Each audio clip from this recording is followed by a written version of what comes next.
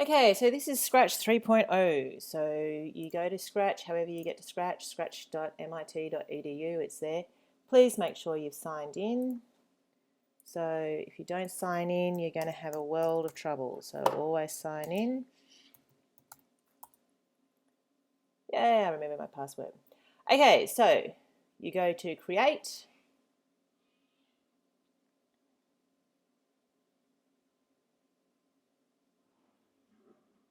And this is how it looks now. So this is quite different from Scratch 2.0.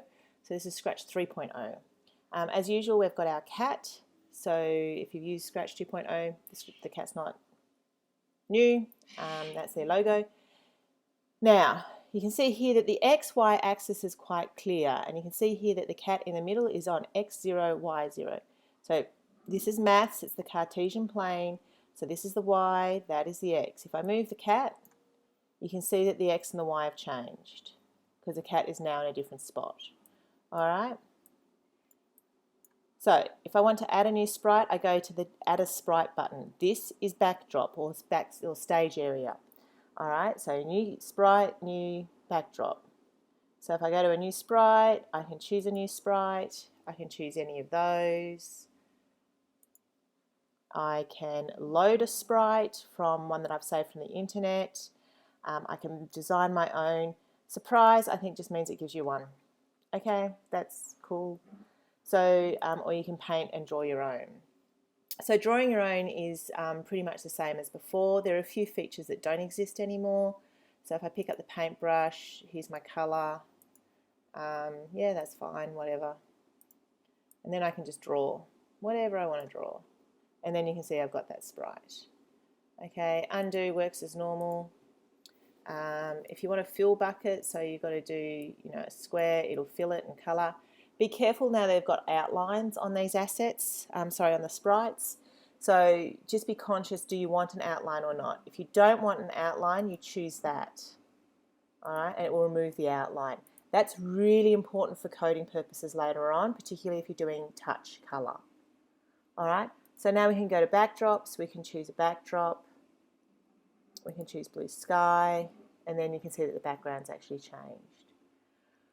So they're kind of some of the new features. You can change the name of the sprite. So we go to Sprite here. This is called Sprite 1. We'll call it cat. This one here we'll call football. We'll put player. All right, this will come up as Sprite 2. We can call this purple sprite. And there you go, that's how you do it. You can change, it tells you what size and what direction it's facing and things like that. If you want to resize it, you're actually going to have to code it. So if we go to looks, we can change size. So we can change size to 50% and it will make it smaller. So that's how we do that.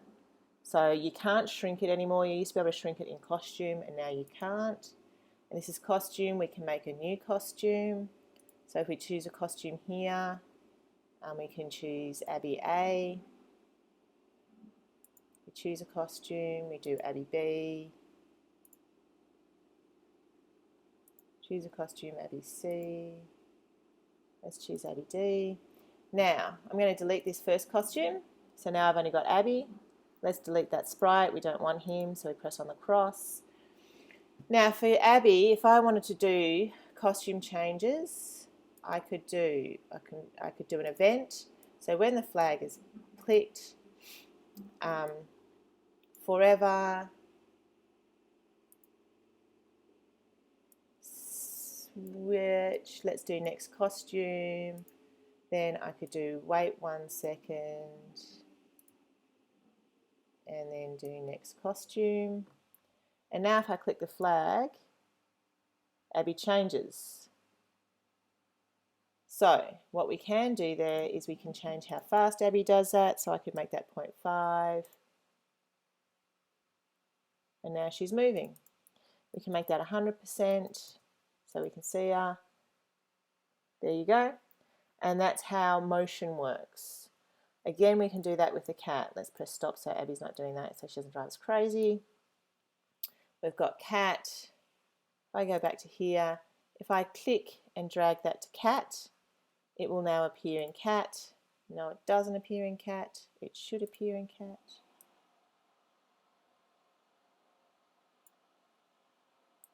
Hey, now it appears in cat. So, cat should have 2 costumes. Brilliant, cat has 2 costumes. So now if I press play, they both move. Cat's a little jerky because cat is doing 2 big movements. So you'd need to make this movements more subtle. So what I mean there is that's one costume, that's another costume. If we had one in the middle, it wouldn't be so jerky. Okay, so that's just some costume changes there. So if we're going to make them move forward, we can do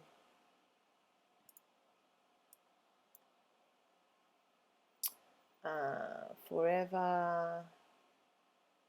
You can see here I'm clicking on different controls. So sensing does touching and things like that. I'll do that in the next video. So controls, we do a forever command, or actually no, let's not do that. Let's do a repeat command. So when the flag is clicked, we can do move 10 steps. So if we do that, cat now moves, but then stops. Odd, right? So what we can do is we could do a glide. Let's see what happens when it does that. That's a little odd.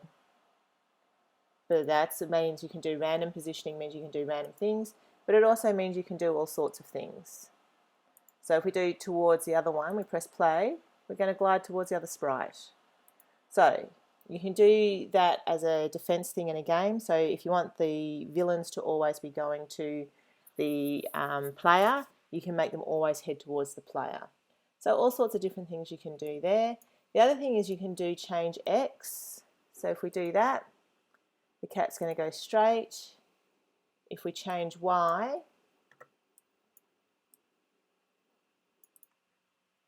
he's going to go up and, well, he's going to go up.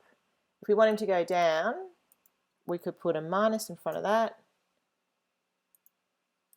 and he'll come back down. Okay, so that's some basic movement. All right, in the next tutorial, I'm actually going to make a maze game and show you how to do it. Thanks.